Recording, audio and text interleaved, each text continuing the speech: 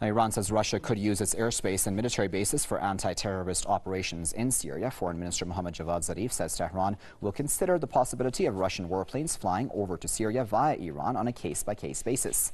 Zarif made the remarks ahead of President Hassan Rouhani's meeting with his Russian counterpart in Moscow on Tuesday. Russian bombers used a central Iranian airfield to carry out anti-Daesh airstrikes in Syria last year.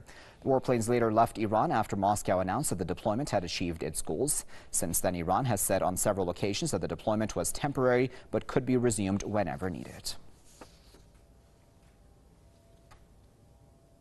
To discuss that further, we're now joined by Mr. Gordon Duff, who is senior editor at Veterans Today, and he's joining us live now via Skype from Ohio. Mr. Duff, what do you make of this case-by-case basis of Iranian airspace and bases? The issues are varied.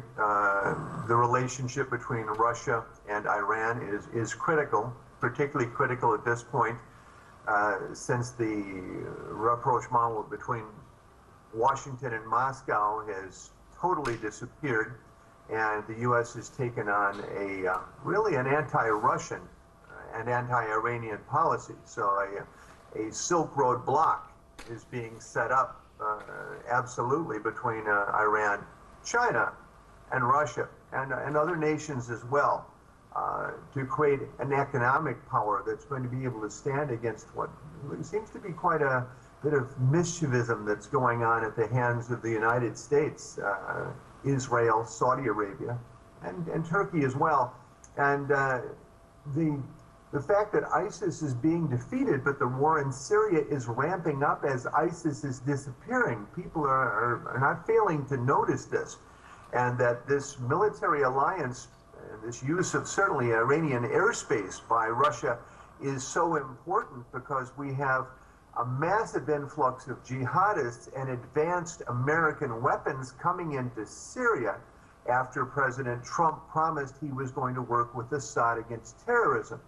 All of that's fallen apart, and it's going to be down to Iran and Russia to save the Middle East and Central Asia from extremism and from what's beginning to look like Western aggression. Mr. Duff, as you can imagine, even before this announcement, there were already concerns in the West, in Israel, and even those Arab dictatorships in the region about close military cooperation between Russia and Iran. What do you make of that? I think maybe they need to be afraid of that. Israel has come out in the past few weeks as an open combatant against Syria, an open ally of ISIS and al-Nusra. We knew they had long admitted to giving medical care to a few. That was always a humorous fallback for them.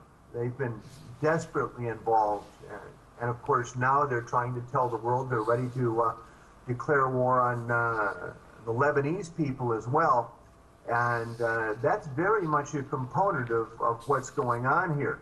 That if Israel comes in as a combatant, if Hezbollah is taken out of Syria to defend the Lebanese people against an Israeli onslaught, the Russians are going to have to take a stronger role in this war to offset what has to be looked at as American aggression in Syria, certainly. This isn't an anti-Daesh program going on there at all.